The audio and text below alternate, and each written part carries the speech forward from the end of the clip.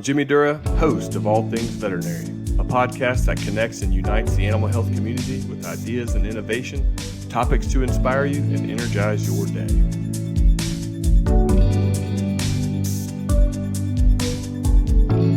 Okay, welcome to the All Things Veterinary Podcast. We are delighted to have on today's guest, Ori Gradeles-Scislowicz.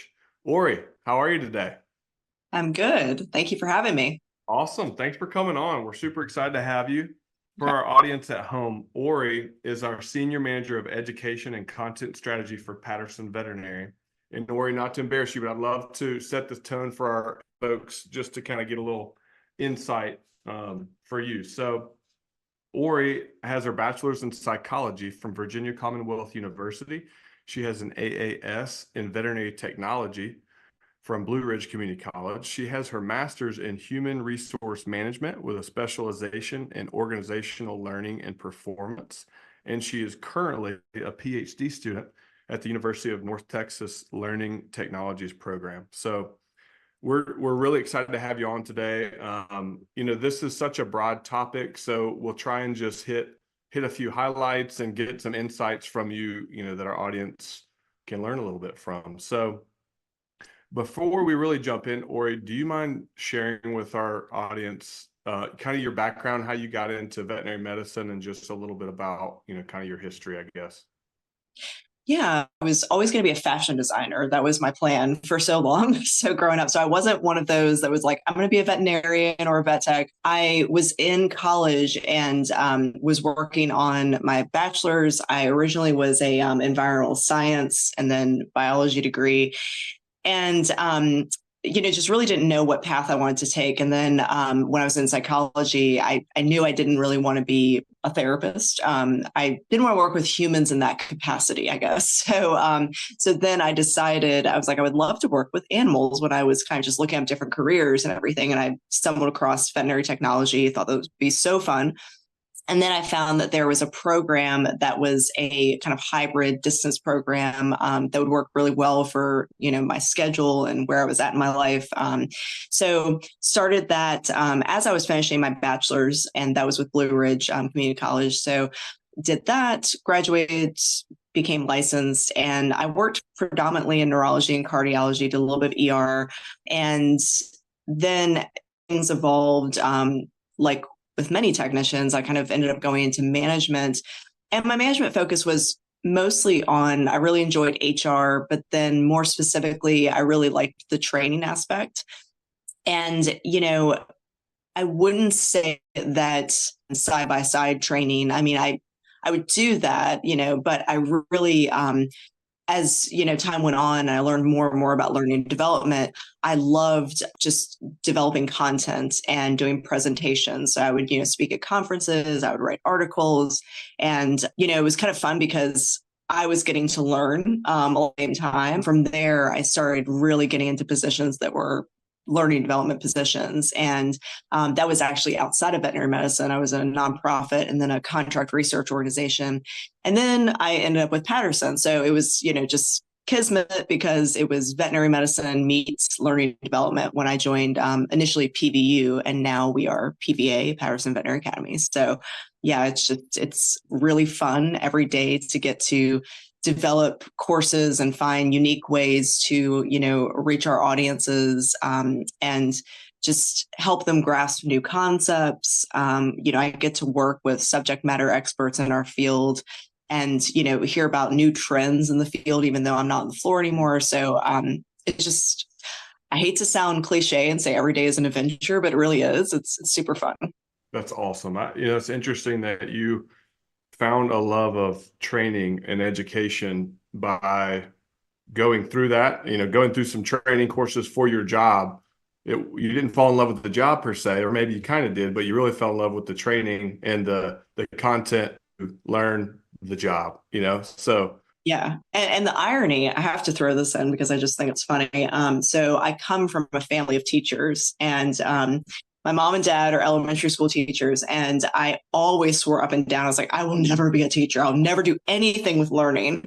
And then here I am. So I'm not technically a teacher, but I did find myself in the same sort of field as they are. So I want to learn, you mentioned PVA, and I really want to touch on that later in our conversation. But I was so your title as Senior Manager of Education and Content Strategy, what do kind of what's your day look like? And again, I want to get into PVA and kind of the evolution there, but what is that? What is that? What do you do, or what's the role that you play? Yeah. So part of it is kind of planning out, what our next 6 months, year is going to look like so far as content. So, what are some of the requests that we've been getting from our learners? What are some of the trends in the field? And then seeking out, nailing down some video shoots that we're going to do this year. We've got some anesthesia content we're going to try to do, kind of scouting out those folks and managing those video shoots. And I do that in collaboration we have an amazing multimedia video production team. So they help coordinate that, and they do all of the video editing and, the actual filming of everything. So I'm very lucky to have them as part of our team as well. So that's a big part of it. The other part would be they will send over the videos to me and say, okay, so they've done all the editing, they've put in kind of the frames that will slide by, and you see like key points coming in, and maybe some videos that cut away from the speaker talking. And I might say, hey, can we bring up this point as well? And that's just, I've worked in a practice before. So, I dig into my experience of like, well, as a technician, I would have liked to see this point brought up, or we should really highlight this. I kind of contribute that feedback in the editing process. And then, the final stage is we're building out that course. So I'm taking those videos, I'm adding them to the course. I create the additional content. So if there are any activities, quizzes, additional text, I'm going to be creating that and then releasing the course. And then, obviously we have like race approvals, although like not as glamorous work, but it has to be done. So getting those things in. And another big thing that, we have been trying to do is just make our customer support even better, so trying to build out more like help articles and videos to make things really seamless for our customers. One of my goals is over the next 6 months, year, to have a support center that really just you type in what you're looking for, and we have a multitude of resources that will come up. So I'm kind of analyzing some of our most frequently asked questions based off of some of the tickets. We just got a ticketing system that we're kind of rolling out. So trying to look at that data and some of the feedback we're getting from customers, and really, try to deliver even better on that as well. That's neat. Yeah. Okay. So I appreciate that. That seems yeah. incredible. And going back for our listeners' purposes, content creation is part of your role, but some people may not even realize when, in your domain, your content, what we're referencing, and again, we'll touch a little bit more later, but this is educational content, courses in clinical training, customer service, medical, practice management, etc. I may have missed even kind of framing it of your entire focus is on the education for veterinary professionals in and around a veterinary hospital. We're not even talking content strategy on like marketing side or sales, if you will. So, yeah. Yeah, it's really just, how can we help you be able to do your job? Yes. I hate to say better, but make it easier for you, make you feel more successful and proud of what you do. We try to, like I said, I keep on saying stay up on the latest trends, but like trying to introduce folks to, hey, this new technology came out. Let's teach you about it from this expert who knows all about this new medication or new treatment.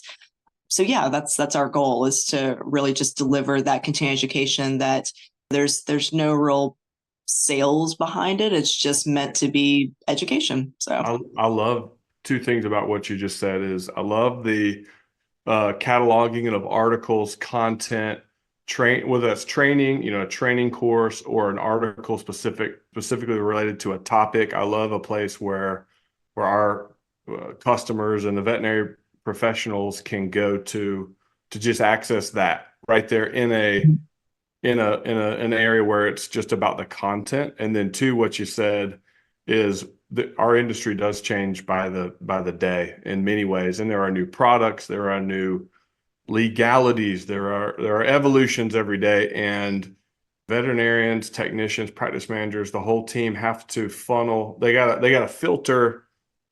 I hate to say it. I'm in sales, love to sell things, but also there's difference in, okay, I want to know about how a product performs, whether it's a drug, whatever it is, piece of equipment, there's functionality, there's like marketing stuff, that you may like about it, but then there's also the education of, take laser therapy, for example.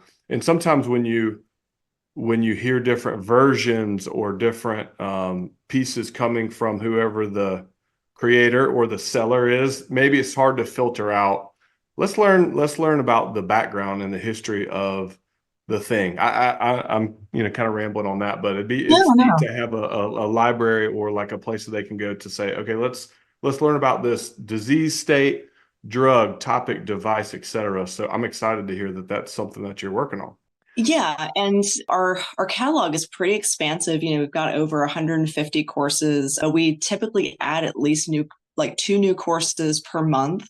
So it's growing. And, the cool thing is that when people subscribe, they get that new content that comes out. So it's not like you're just, you're locked into the catalog that you got, but they're getting access to all that new stuff. And it's also nice because, back in the day, I said like it was so long ago, but when we had PVU, just nothing wrong with the way it was structured, but just because it's what we knew and what we did, our courses were about like $450, $500 for you get one course, and that was one user. And now the way it's structured, you pay $500 and you get an entire package. So again, like 45, 50 courses, and people are getting 10 learners signed up for that, plus an admin who gets to manage the account. So, it really is awesome that hospitals are getting to deliver so much education, like for their entire team for a really reasonable amount, because we get it. Like practices, they are strapped a lot of times, especially small businesses, and they want people to be able to advance, but they might not be able to send everybody to a conference, So yeah, it makes it so people can do little segments when they have time. And we have some courses, they're only 15 minutes, some they're 30, some they're an hour. So it's like a wide range. And you've got access for probably your whole team. You can add seats if you want to. So it's kind of nice. That's awesome. No, thanks for detailing that out, because that is, I remember those days. And when we launched, or when Patterson launched, I can't really say I didn't launch. I didn't create it. When it was created and launched, it was awesome. And the size, the amount of the content was phenomenal, and it was boom, right there. This is relevant in the day and the time. But it is costly to send someone in person to get the information, bring it back to the team, and disseminate. It was a great way to do it. We're still hope to do a lot of that in the future, because we all know you just can't replace a lot of times the human interaction, the connections and the relationship, and the best practice sharing that goes on when you're in person in CE. We all know that. But to your point, now it's a lot more affordable, it's a lot more accessible. And I don't know, maybe it's my own life, but it seems when I'm trying to either set a date with friends to grab dinner, or a customer, or a clinic to do an event, or do a lunch and learn, or do a this or that, everybody's so busy. It's hard to pick dates on calendars, and maybe it's me and maybe commitment issues. I don't know, but it's like, it's hard to put these things on the calendar today. So the digital format makes a ton of sense. And like you said, probably a lot more cost effective for more people that way. You're touching on some good points that I'd like to bring up. You touched on recently describing a culture of learning. So I'd love to speak about maybe some things that you encourage, and some best practices that you see amongst clinics and team members, like describing the thought of a culture of learning, or kind of want to touch on that, and then start to kind of segue into some keys to success when engaging with content and that sort of thing. So I like to ask like 8 questions in one. So I'm going to just rephrase it. Can you describe your thoughts on, a culture of learning for a veterinary practice? Yeah. So I think one of the big things when you're trying to attract candidates, so from the beginning, and I know this doesn't go for, obviously, you might say, well, we're not hiring right now, so that doesn't matter. But I think it's just important to say that including what CE opportunities, whether it's an allotment that you give people, or if you have access to a library of content, include that in your recruitment efforts really helps, because if that's something that is attracting people, that means that you're bringing people in that are agile learners who, these are people that want to learn. They want to develop themselves. They're not static. So that I think that helps. And then I think also just creating this is probably the biggest one above all else, is just a psychologically safe environment. We've all been at a place where you make a mistake, and I say I know I have been at a place where it's like you make a mistake and then you feel like you get mocked for it, and especially when it comes to something like medicine, where it can be tricky, if you're in especially in clinical roles. I think about being a new technician, and thankfully when I worked in neurology, I had the most amazing mentors and neurologists I was working with that would teach me stuff. But had I, if they quizzed me on something and I felt like if I answered wrong, they were going to scoff at me, I mean, I would never want to learn. I would be, just super shy. So making sure that okay, you do rounds, you include all levels, and that includes people at the front. They need to know these things too. So being inclusive and making sure that there's no wrong answers, that people feel safe to speak up and be involved in those things. I remember when I was working at general practice, I first graduated, I went to them and said, I want to be a certified canine massage therapist. And they had that was not something they did there. And I said, we've got an extra exam room. I think we could make money off of this. I had a good business case for it, which, side note, that always helps, guys. So, but they listened to me and they were like, okay, and they saw that it was a learning opportunity. They saw that it would benefit the clinic too. And they were like, yeah, we'll pay for it, So I think remaining open and willing to have those conversations with your employees, and knowing that you might have to start it with some employees. They might not be the type to just do that on their own. Just keep your mind open. Don't just think LVT, CVA, all the traditional paths. There's so many things out there that people can do.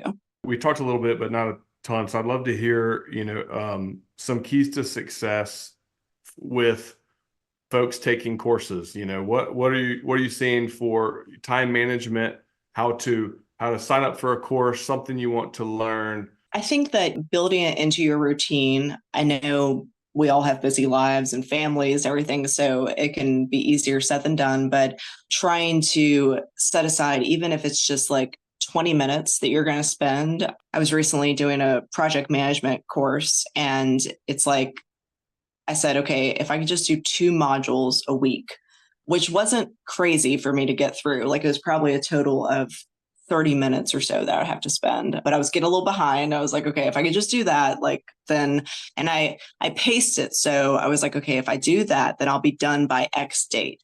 So kind of creating a timeline for yourself. And I mean, with any goal, it goes without saying, if you set, okay, if I do this and I achieve it, then maybe give yourself some little rewards along the way for certain milestones.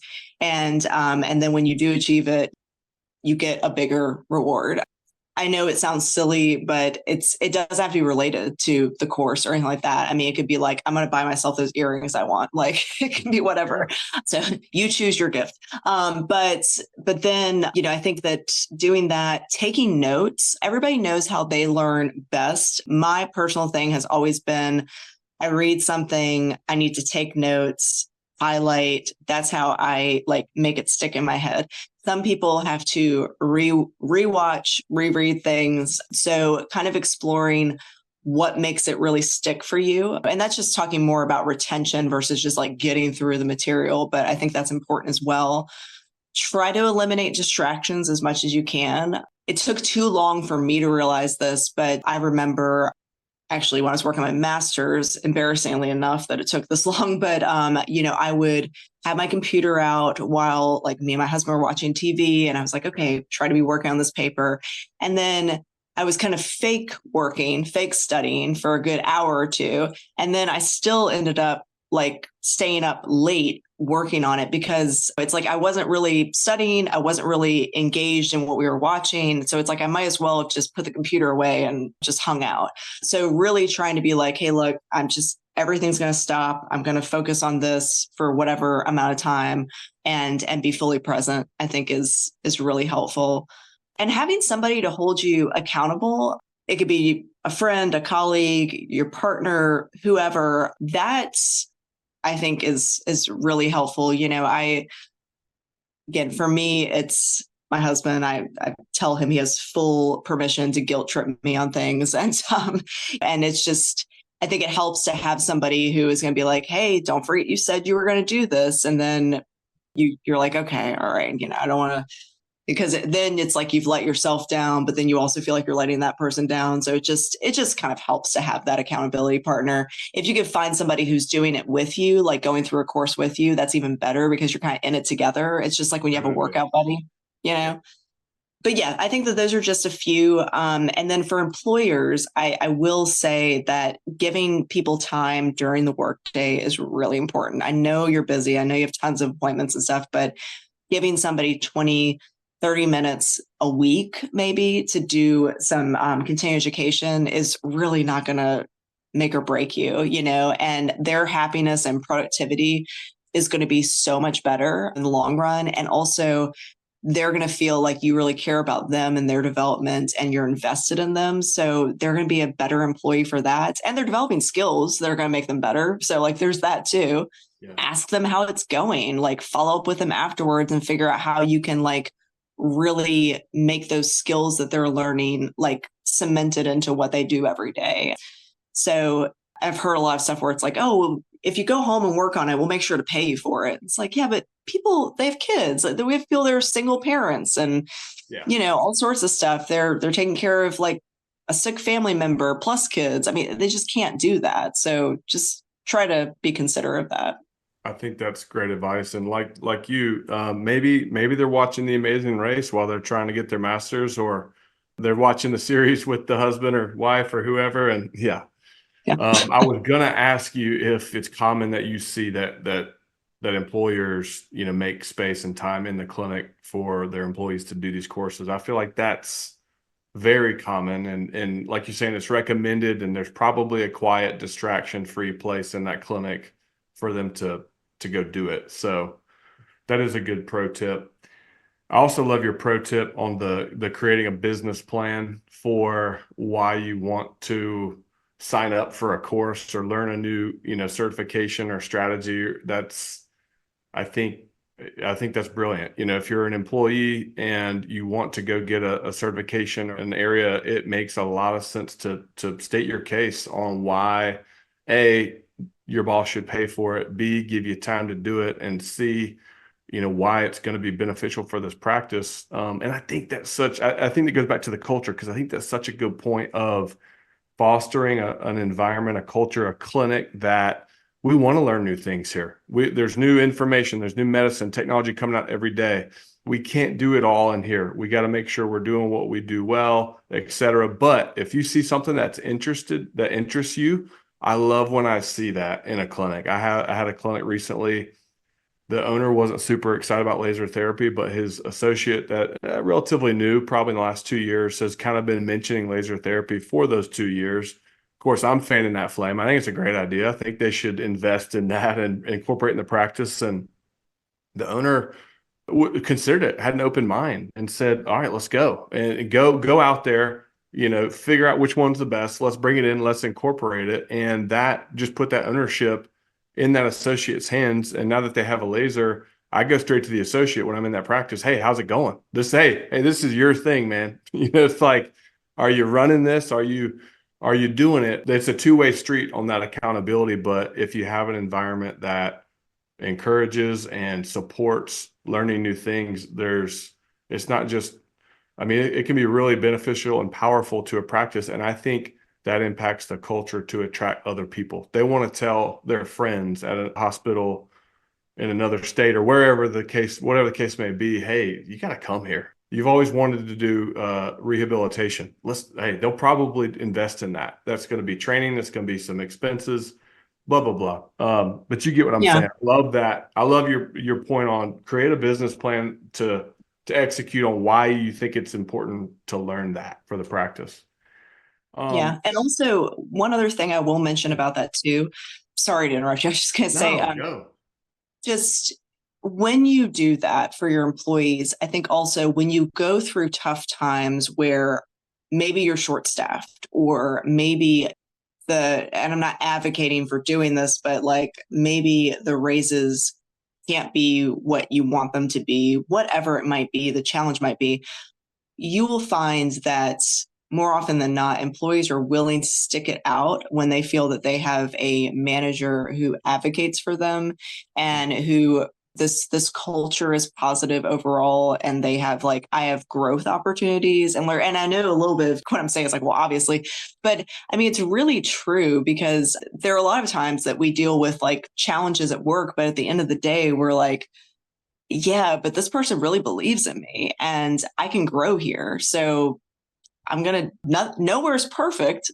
This is worth it to stick around and they'll be your ally. So I completely agree.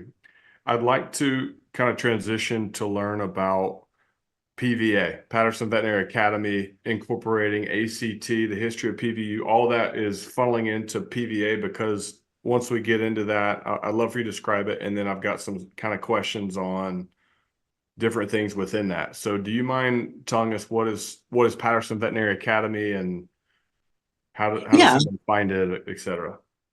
Yeah, so basically we are a combination of PVU and ACT online training. So all the content came together. So it was about a year and a half, I would say, that Patterson acquired ACT online training. For a little while, we had it where, you could get subscriptions of PVU or ACT. And then most recently, at the beginning of this year, we transitioned where all the content was together. And now it's management leadership. That's one package. There's also a professional development package and then a clinical package. And I think the clinical and the management package are kind of self-explanatory. Professional development, that's going to be more your communication skills. There's some mental health, wellness content in there.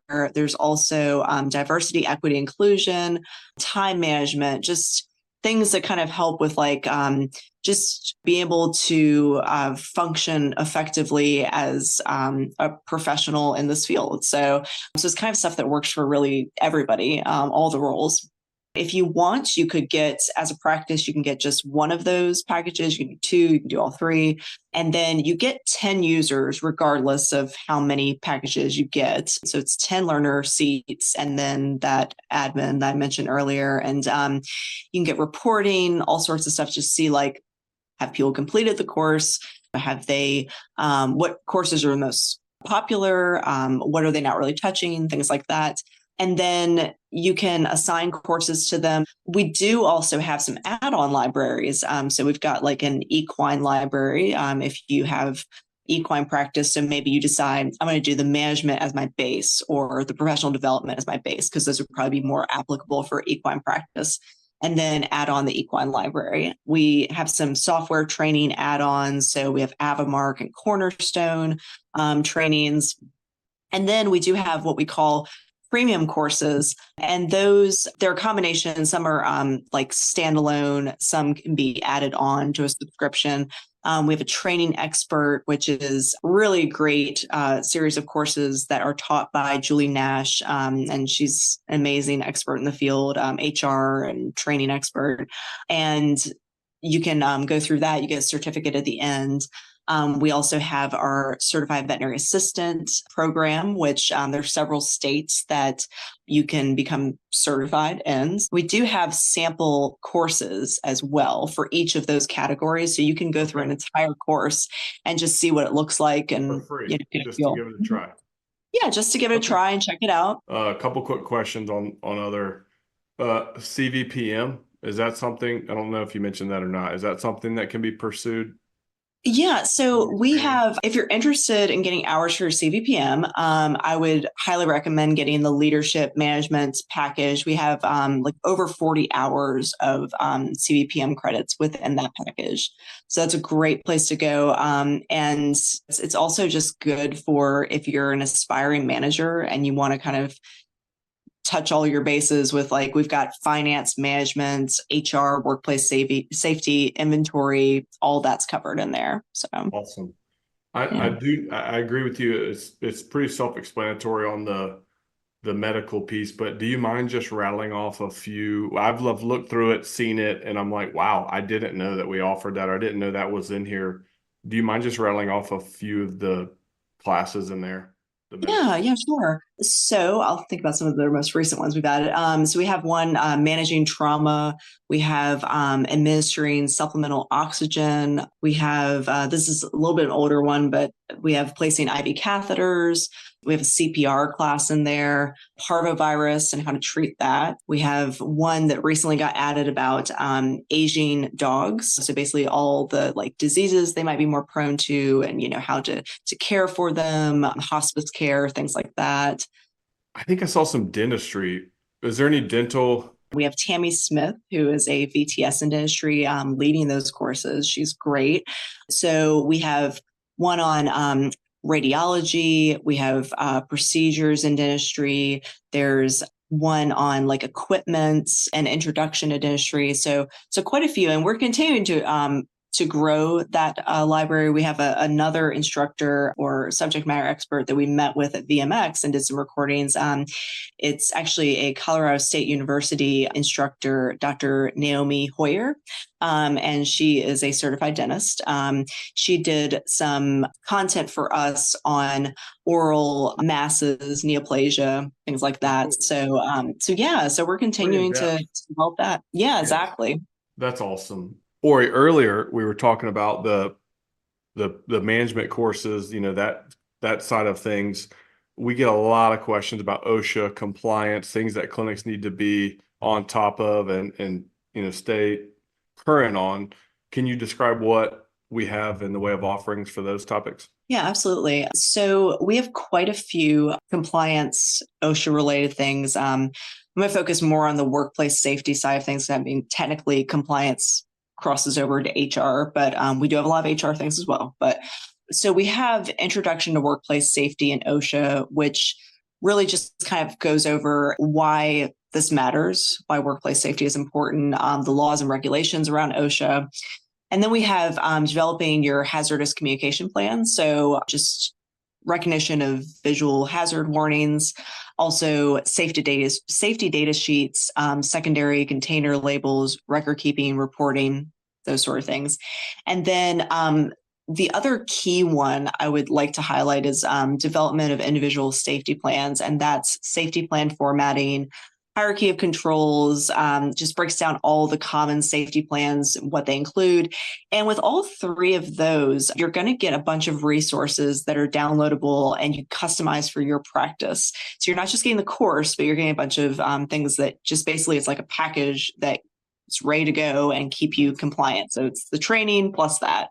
So like we have a bunch of, like the OSHA forms for reporting different injuries. We have the individual safety plans, like there's radiation safety, all the things you would commonly encounter. Those are already made up. So those are the three main ones. If you have your staff take those, then you should be good. They are CVPM and RACE approved. They are 10 hours total. Okay. Looking at this.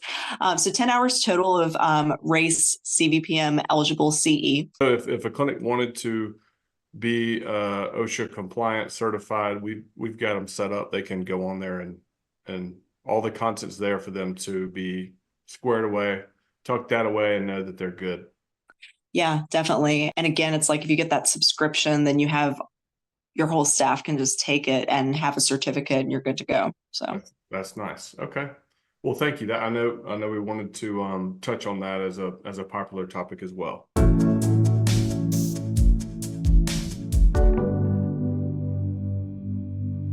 The All Things Veterinary podcast is sponsored by Patterson Veterinary, supplier of products, equipment, software, services, and essentials for your practice.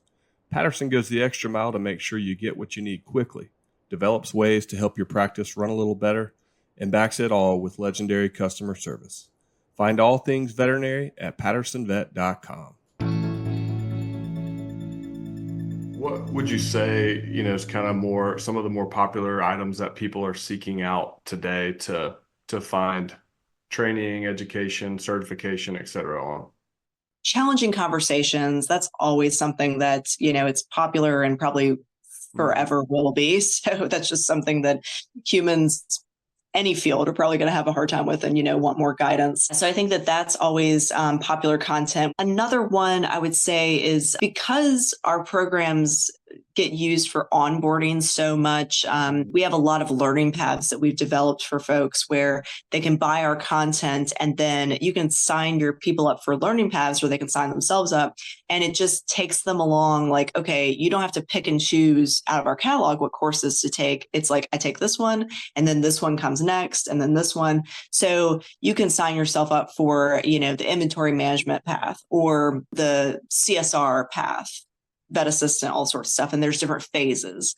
It really helps. So I think that being said, restraint, blood collection, IV catheter placement, and then the next level of that, when we look at clinical roles, we have things like laser therapy. There's one on that.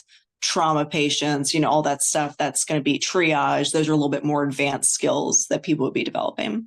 I'm really glad you brought up how clinics are utilizing this platform in their onboarding. I see it all the time, and I'm mentioning it because there's a lot of hiring, there's a lot of turnover, unfortunately, in different for each role of the hospital, but especially in a couple key areas.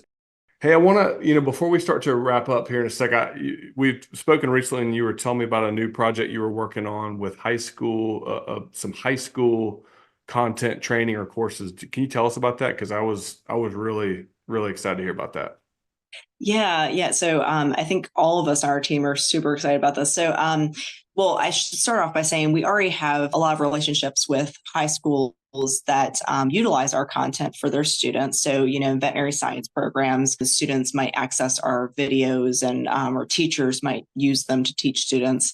So that's something that's kind of already in existence. But then we also should also add that we have schools that will have their vet science students take our CVA exam. So they'll go through the courses and then they'll take the exam through our platform. So that's kind of, and that's really cool because I wish I had known about that because, become a certified veterinary assistant coming out of high school. And then imagine how much easier it is if you wanted to go and get a job, maybe go and become a veterinary technician, or if you're like, I just want to go and start working, you're so much more employable now. So what we're doing though, is we are developing an entire program for every week that they are in the high school veterinary science program. They'll have courses they go through, assignments, activities that basically it's like we are giving you your package to the teacher of everything you need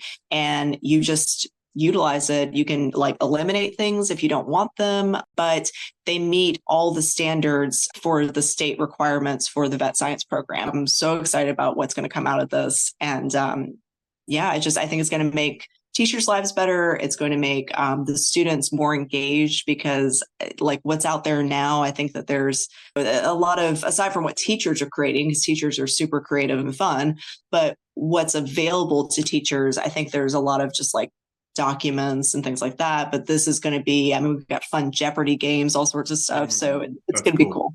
Your mother would be proud that you said teachers create fun things. So that was nice of you. Yeah, I had to get that in for her. So, Mother's Day just passed and, so.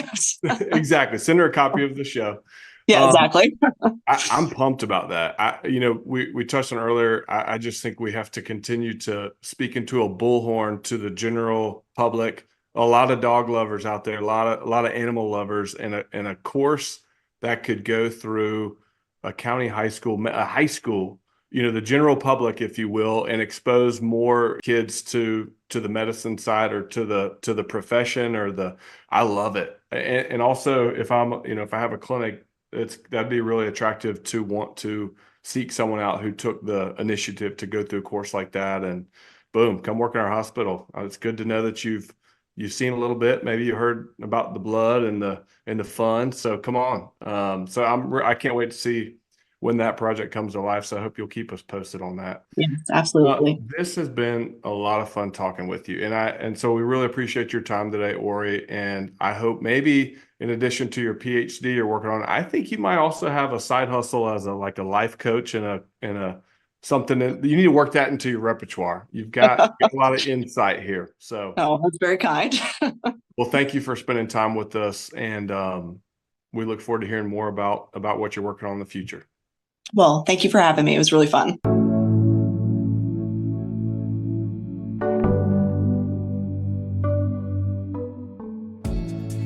Thank you for listening. Join us for more ideas and inspiration on the next All Things Veterinary podcast.